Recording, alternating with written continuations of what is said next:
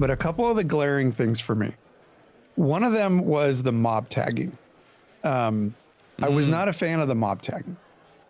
It is super old school mob tagging where the first person to tag a mob is the only person to get credit unless you're in a group or unless you out DPS that person.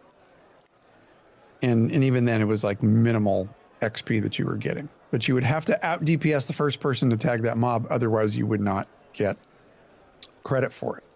And I thought that felt a little wonky. That part definitely felt outdated. I mean, I know it's an old system and they're going for the old feel. So if you're going for the old feel, I definitely got it with that. And I just wasn't too much of a fan. And maybe it's because the initial areas where everybody's just trying to level up a little bit, it felt like it took a long time to be able to do that when it was like a race to get that first tag as soon as a mob would spawn. And that felt unnatural to me. Unnatural.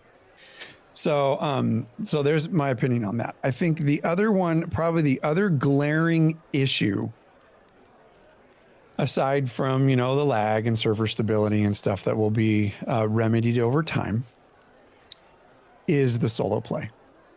And I know it might not be a popular take, but we witnessed a friend, a very close friend, who may or may not be in this room, that likes the solo experience.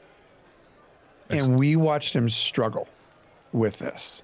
And I think that eventually we'll be able to get this very close friend of ours into groups with us, and I think he'll have a blast doing it. But for things like streaming, it's very true that running around soloing for things for us as content creators for streaming was very difficult when you're all by yourself and you're really relegated to some of the things that you can do. Again, I'm not saying it's a bad thing. I'm not saying it's a bad design flaw, but maybe a little bit more love to the solo players is going to be needed 6 months after launch, when you have new people coming into the game and they're starting fresh and everybody else has out-leveled the beginning areas and they are gone. They're deep into Vera, right? Those people are going to be left alone with minimal people to group with empty beginner zones. So unless they put in some kind of help system for them or some reason for people to come back to those starter zones with the current, and I say current, we're a weekend in, right? The current state of the game for any type of solo play is very slow and arduous. And I just worry about the future of it because I think a lot of players could be lost if they come in to try the game and their initial experiences in those zones are vacant and cumbersome and difficult because solo gameplay is so tough in the game. I think it's going to be a bigger issue later. It's compounded by the length of the grind, right?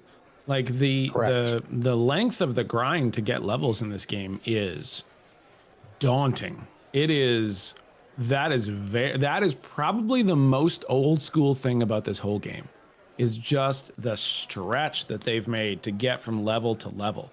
Very, very, very interesting as far as that goes. Now, one of the problems that you guys saw was you guys are like, hey, we're going to New Ayla. Come over there. And then in my mind, I'm like, okay, I'll level up in New Ayla. And that way I'm contributing to the node that we wanted to be at. And I got to New Ayla and everything was like 5 or 6 levels above me, which might as well have been a billion. Because they turned me into Ash so freaking fast and I didn't really know what I was doing yet anyways. So it was not a good system. After that, I stayed more towards Lion's Hold, which then ran into the problem where I was just racing around trying to tag things, which isn't a great experience either. So that was a little tricky. JB, what do you think about this?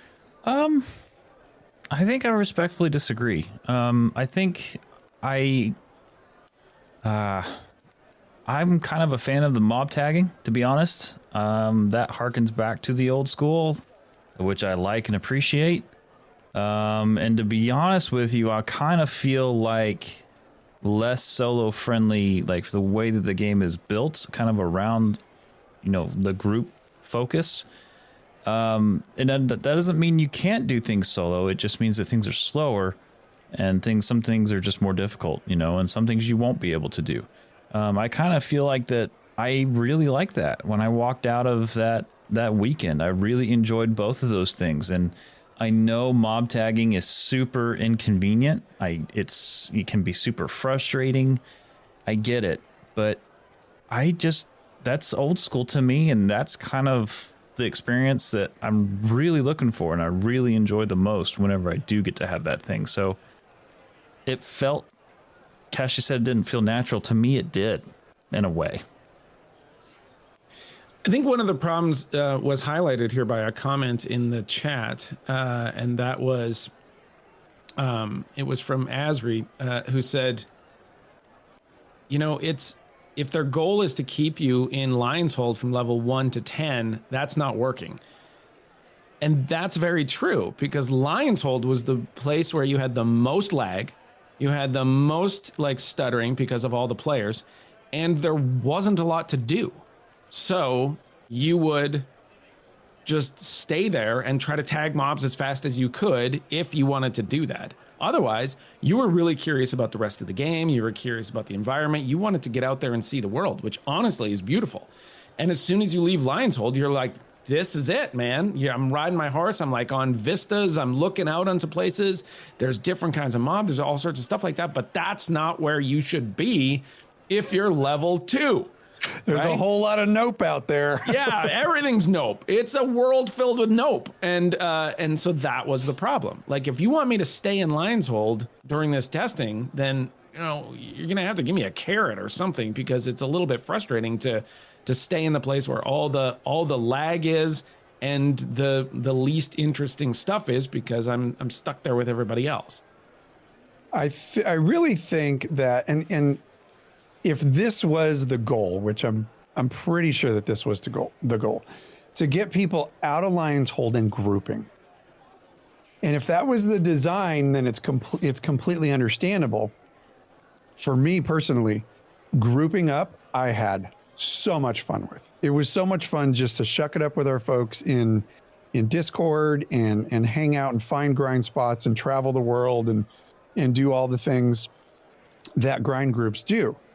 So don't get me wrong there. I had a really good time doing that. I do eventually think if that's the only thing that you can do, then the game will get a reputation for being too grindy.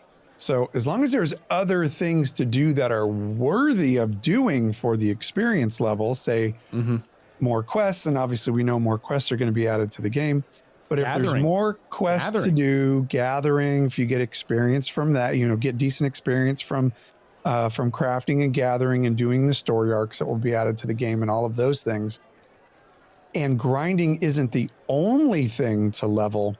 I think we're going to be fine. And that's exactly where we're headed. There's going to, as the weeks pass and as the months pass, content will be added to the game that we can play through and level through.